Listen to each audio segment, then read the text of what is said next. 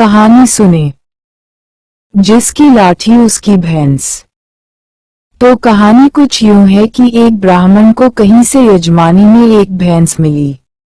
उसे लेकर वह घर की ओर रवाना हुआ। सुनसान रास्ते में वह पैदल ही चला जा रहा था।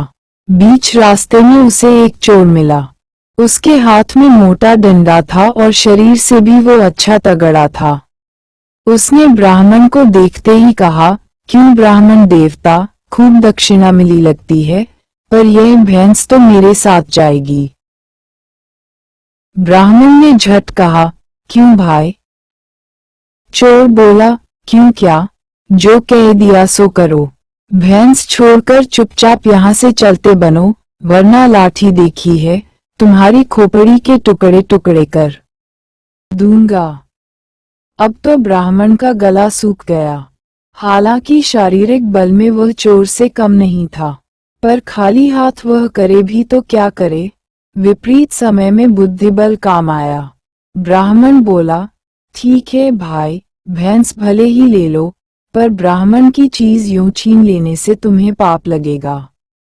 बदले में कुछ देकर भैंस लेते तो पाप से बच जाते। चोर बोला, यहाँ मेरे पास देने को धरा क्या है? ब्राह्मण ने झट कहा, और कुछ न सही, लाठी देकर भैंस का बदला कर लो। चोर ने खुश होकर लाठी ब्राह्मण को पका दी और भैंस पर दोनों हाथ रखकर खड़ा हो गया। तभी ब्राह्मण कड़क कर बोला, चल हट भैंस के पास से, नहीं तो अभी खोपड़ी दो होती है। चोर ने पूछा, क्यों? ब्राह्मण बोला, क्यों क्या, जिसकी लाठी उसकी भैंस। चोर को अपनी बेवकूफी समझ आ गई और उसने वहां से भागने में ही भलाई समझी। किसी ने सच ही कहा है कि जिसमें अक्ल है, उसमें ताकत है। तो अब समझे कि यह कहावत यहीं से शुरू हुई, जिसकी लाठी उसकी भैंस। क्या आपको यह ऐप और इसकी कहानियां पसंद आई?